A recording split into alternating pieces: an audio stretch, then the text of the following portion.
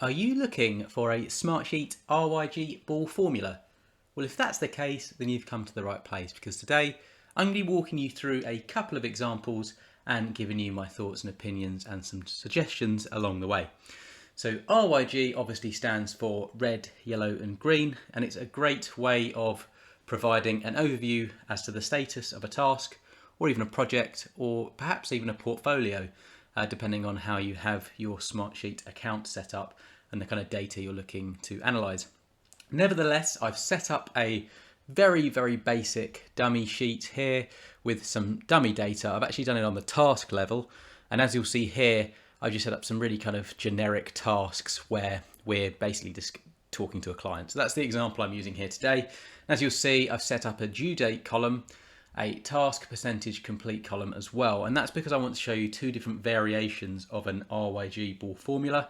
And once I've kind of walked through both of those with you, I'll show you how we can obviously make that important conversion that we're all looking for, because you'll notice at this current and precise moment that these aren't actually the balls that you're looking for.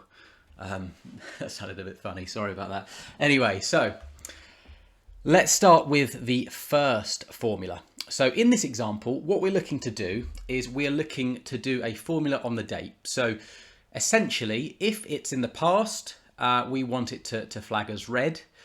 If it's kind of within a particular date range, perhaps today's date, we want it to be a yellow.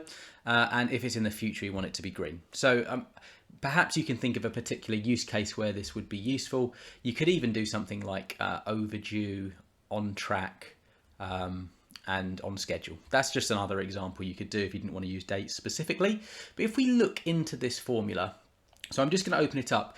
For ease of recording, I have actually entered these prior to starting the video here today. But I'll quickly run through it for you. Just so if you wanted to build one yourself, you'd know what you'd need to do here. But basically what you need to use are if formulas.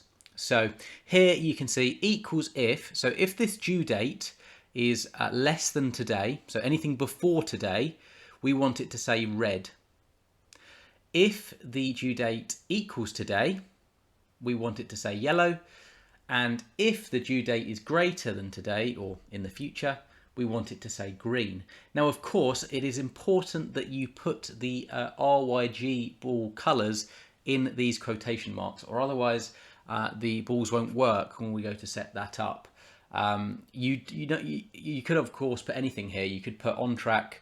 You could put something like red could be at risk, yellow could be on track, and green could be, going to plan. Just as an example, but for the RYG ball, we need red, yellow and green. And of course you can manipulate these dates to suit your needs, so just do bear that in mind.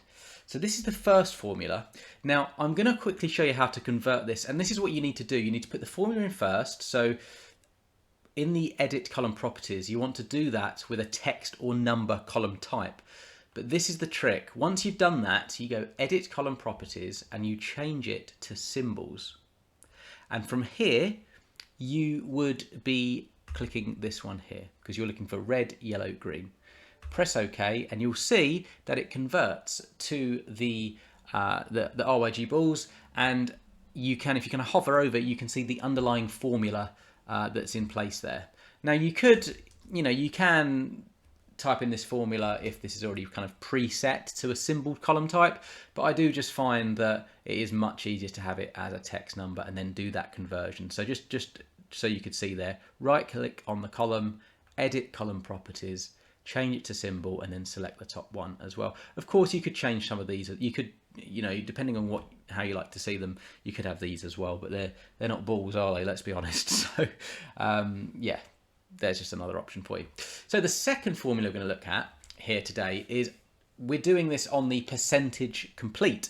So this is where you want to almost have an idea as to the status of a task based on, as I say, it's percentage complete. So in this example, I'm going to double click. We are looking at these particular arguments. So if it's 100%, then we want it to be green. That obviously makes sense. If it is equal or greater than 40%, then we want it to be yellow. Anything else, we want it to be red. So anything basically under 40%, and it's going to be red. So as you can see here, this task is 100%, so it goes to green. Sorry, let me just hover that. You may want to stop the video at this precise moment just to look at this formula. And I actually will drop the formulas in the description down below because it might be more useful for you to copy and paste. Obviously, you might need to change some of the mapping. So what you might need to do is change some of these depending on your column headers. That's essentially what you'd need to do. But if you did want to copy them from the description, I'd suggest that. Otherwise, you can kind of pause the video, watch this, and kind of type this out. But yeah, in this example, anything under 40% is essentially going to be yellow, and only 100% is going to be green. So, for instance, if I put 90% in here, didn't like that, did it? 90% is going to be yellow. Again, 95% would still be, I don't know what's going on here. 95% again would be yellow. It's only 100% that would be green, and anything under 40% would be red. And that's 3,500%. We don't want that.